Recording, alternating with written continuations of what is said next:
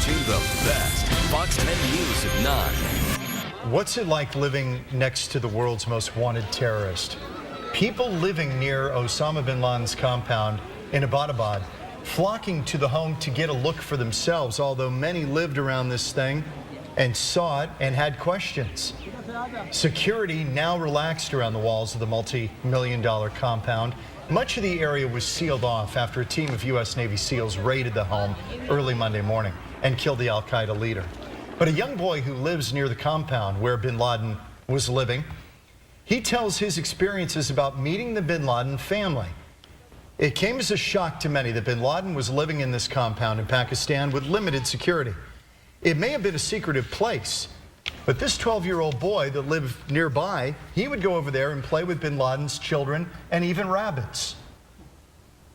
I used to go to their house. He had 2 wives. One spoke Arabic and the other spoke Urdu. They had 3 children, a girl and 2 boys. They gave me 2 rabbits. The boy also says that there were cameras everywhere. Bin Laden installed a camera in the outer gate of the compound so that they could see people who were trying to enter the house. And if anybody kicked a ball or threw a ball over the wall, they'd give them money to go buy another one, but they were not allowed inside. Since bin Laden's death, there's been talk of withdrawing U.S. troops from Afghanistan. The war on terror is over, but is it? The most recent concern is homegrown terrorism inspired by al-Qaeda, but not directed by it. And it may be the most difficult threat America has faced since 9/11. Oh Allah, I'm happy. Oh Allah, I'm happy. Oh Allah, I'm happy. His name is Anwar Al-Awlaki, the leader of al-Qaeda in Yemen. And he's been mentioned more than once as a possible replacement for Osama bin Laden. What isn't mentioned often is that Al-Awlaki was born and raised in nearby New Mexico. Clearly, Anwar Al-Awlaki has become not only probably one of the most, if not the most dangerous jihadist on the internet and globally, but I think should be a case study of what we can learn about radicalization on our soil. Dr. Jasser is a Phoenix physician. I served for 11 years in the Navy. Who founded the American Islamic Forum for Democracy. We formed our forum to promote a primary mission, which is the separation of mosque and state. He is also a devout Muslim who is concerned about the recruitment of Islamic radicals on American soil. Remember right now, Awlaki not only radicalized Nidal Hassan, he radicalized Abdul Muttalib, the Christmas bomber, he's radicalized a number of others that are becoming threats. Nidal Hassan was the U.S. Army major who killed 13 and wounded 30 at Fort Hood in 2009.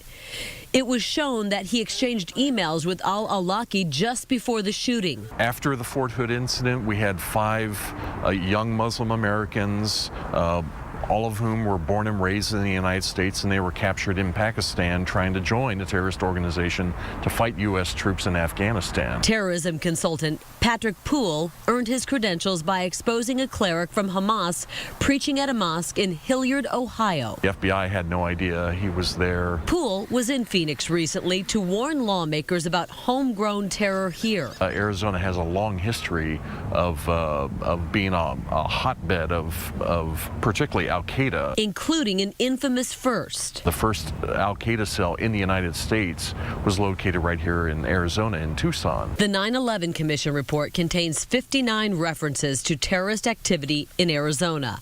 It also mentioned the existence of a CIA-FBI report titled Arizona's Long-Range Nexus for Islamic Extremists.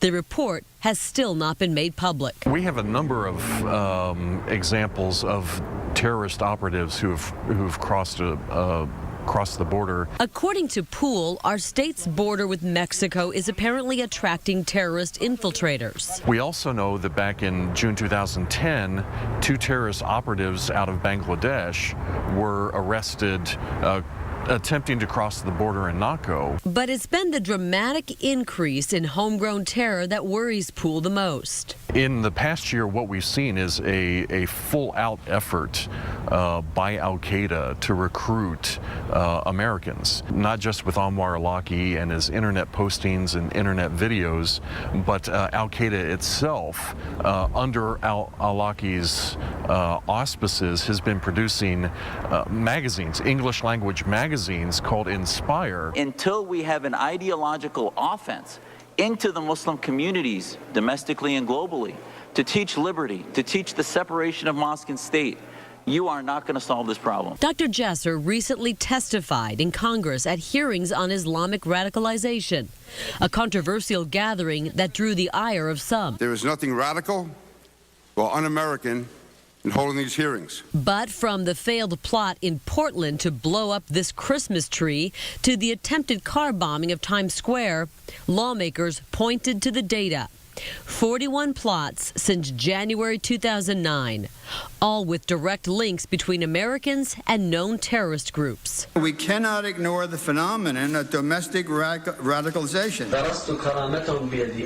What hangs in the balance? Will homegrown terrorists like Anwar Al-Awlaki continue to spring up and fill the void left by bin Laden's death? Or will the world finally turn the corner on Islamic extremism and end the war on terror? You're not going to affect in any way the radicalization of Muslim youth that are getting pulled in by imams like Awlaki until you start to have forward ideas into their communities, into their mindset, which are Islamic, but also based in liberty and freedom. If you'd like to learn more about Dr. Jasser's The American Islamic Forum for Democracy, go to our website, myfoxphoenix.com. We have links for you there.